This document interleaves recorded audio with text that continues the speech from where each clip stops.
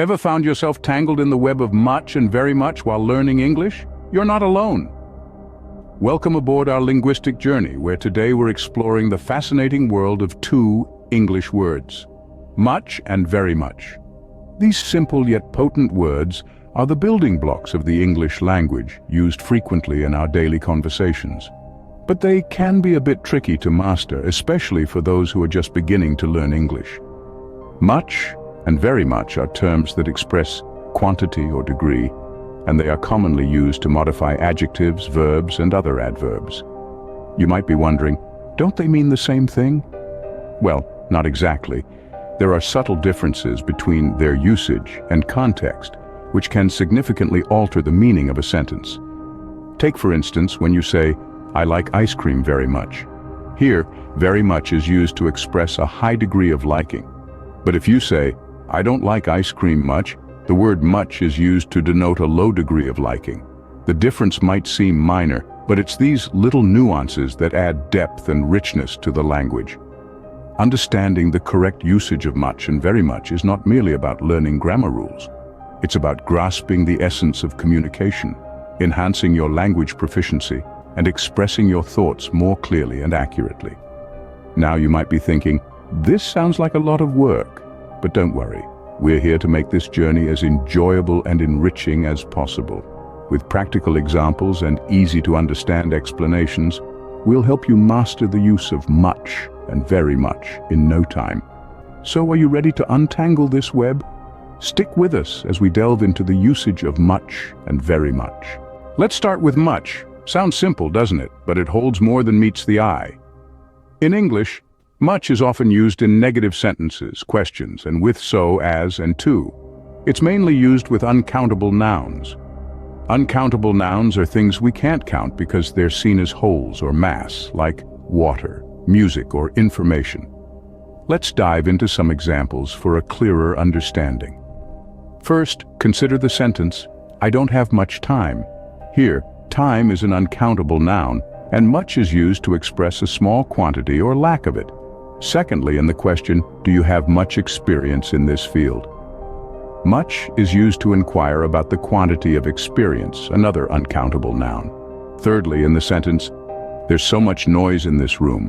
Much is used with so to emphasize the large amount of noise, again an uncountable noun. Our fourth example is, she has as much authority as the manager.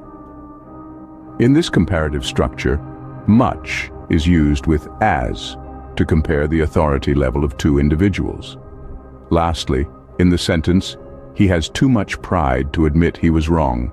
Much is used with to express an excessive amount of pride, an uncountable noun. So in each of these examples, much is used with uncountable nouns to express a certain amount or degree.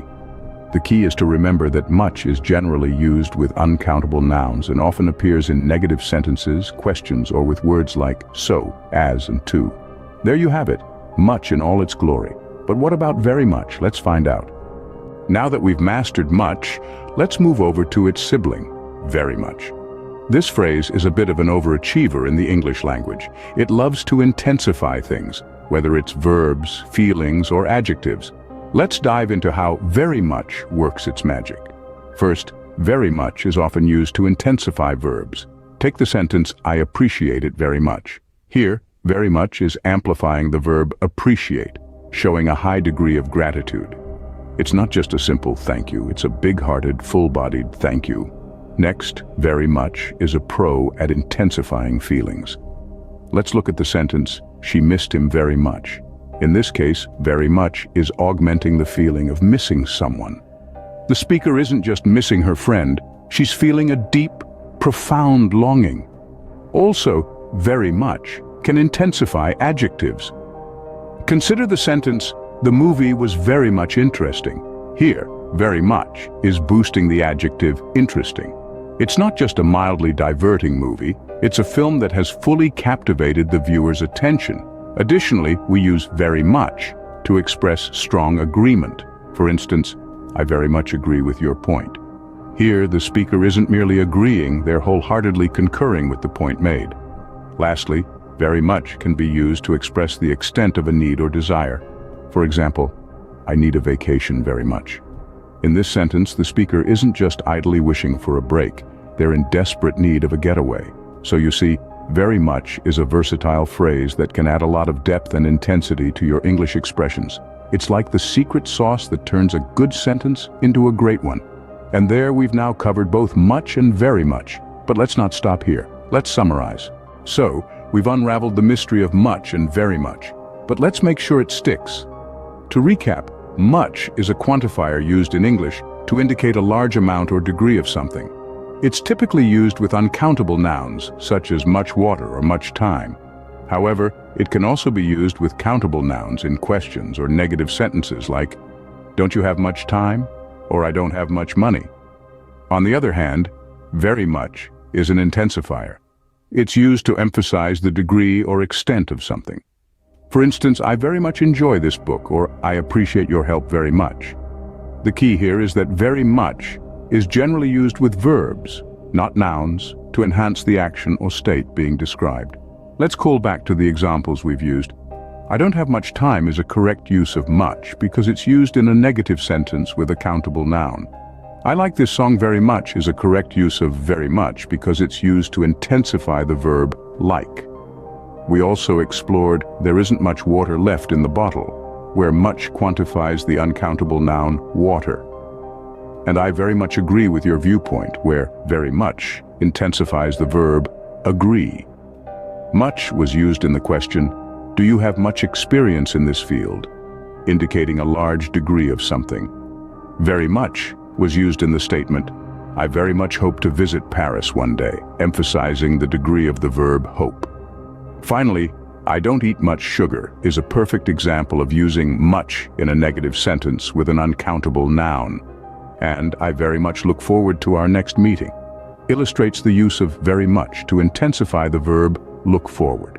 In summary, much and very much are powerful tools in the English language, allowing us to express degree and intensify our verbs. Just remember, much is typically used with uncountable nouns, and very much is used to intensify verbs. Remember, practice makes perfect, so try using much and very much in your conversations. So there we have it, a full dissection of much and very much. We've embarked on a linguistic journey together, unraveling the mysteries of these two seemingly simple English phrases. But as we've seen, they carry a world of nuance and depth. They are more than just words, they are tools. Tools that, when used correctly, can add an extra layer of sophistication to your English conversations. In our everyday life, we come across numerous situations where we need to express the degree of something. Whether it's about the amount of happiness, sadness, love, or even the quantity of food, much and very much come in handy. With the 10 examples we've discussed today, you now have a solid foundation to start leveraging these words more effectively. But, as with any skill, mastering much and very much requires practice. So let's make a pact. A pact to not just learn these words, but to use them. To use them in our daily conversations, in our emails, in our texts, in our social media posts. Anywhere and everywhere we use English. Why, you ask?